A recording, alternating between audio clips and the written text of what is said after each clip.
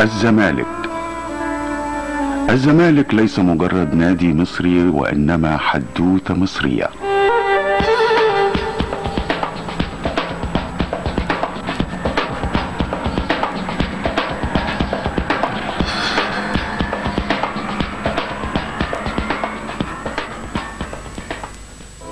حدوتة فيها رائحة مصر، تاريخها، تناقضاتها، معاناتها وأحلامها وأفراحها. الزمالك هو النادي الذي امتزجت فيه كرة القدم بالسياسة والثورة والجيش والحب والفقراء وأيضا الأغنياء. الزمالك هو اختصار 90 عاما من عمر مصر. وإذا كانت مصر قد غيرت اسمها 3 مرات، فإن الزمالك قد غير اسمه 4 مرات وموقعه 3 مرات. وإذا كنا نعرف الزمالك الآن باعتباره النادي الكبير الذي يسكن 100 عقبة، فلا بد وأن نعرف في المقابل أن الرحلة لم تبدأ من هنا ولا باسم الزمالك، وإنما كانت الرحلة طويلة شاقة فاضت بالإثارة والمغامرة والمتاعب والأزمات وبالانتصارات أيضا. رحلة بدأت منذ أكثر من 90 عاما، حين جاء محامي من بلجيكا وبسرعة وثقة استطاع هذا المحامي المجهول أن ينجح في تحقيق ما كان يحلم به وما جاء من أجله إلى القاهرة.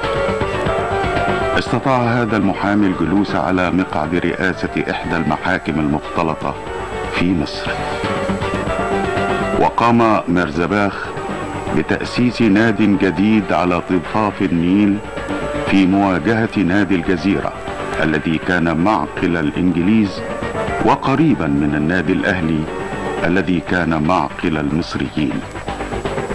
وأدرك مرزباخ وقتها أن ناديه الجديد بدون كرة القدم لن يكبر ولن يبقى ولن يصبح له شأن بحجم رهاناته وطموحاته، فقرر إدخال هذه اللعبة إلى النادي، خاصة وأن مساحة أرض النادي الجديدة في شارع فؤاد كانت تسمح بإنشاء ملعب لكرة القدم. وفي عام 1913 تأسس أول فريق كروي بنادي المختلط أو نادي الزمالك، ويتأسس أول اتحاد لكرة القدم في مصر عام 1922. بدأ تنظيم العديد من المسابقات الكروية الرسمية لأول مرة في مصر، ويفوز المختلط بكأس الأمير فاروق.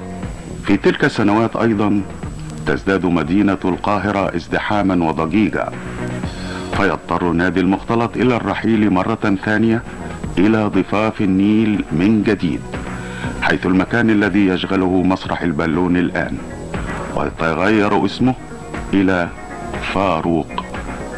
وفي عام 1929 لم يعد بوسع أحد أن يقبل بقاء أحد الأندية القمة الكروية في يد الغرباء والأجانب يقفلون أبوابه في وجه المصريين.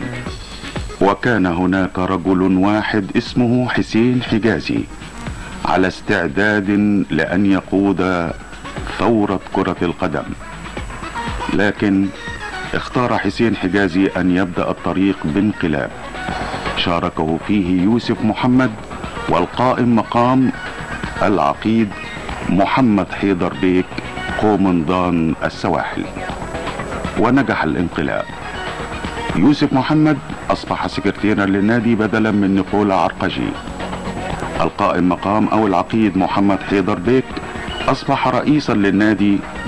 جاء هذا الانقلاب بأول رئيس مصري وأول سكرتير مصري لنادي الزمالك، فلم ينشغل حسين حجازي طويلا بحجز مقعد لنفسه في قطار النجوم. كان ما يشغله هو نادي الزمالك وفريق نادي الزمالك، من أجل أن يفتتح الزمالك سنوات الثلاثينيات باستعادة أمجاد قديمة وانتصارات غائبة.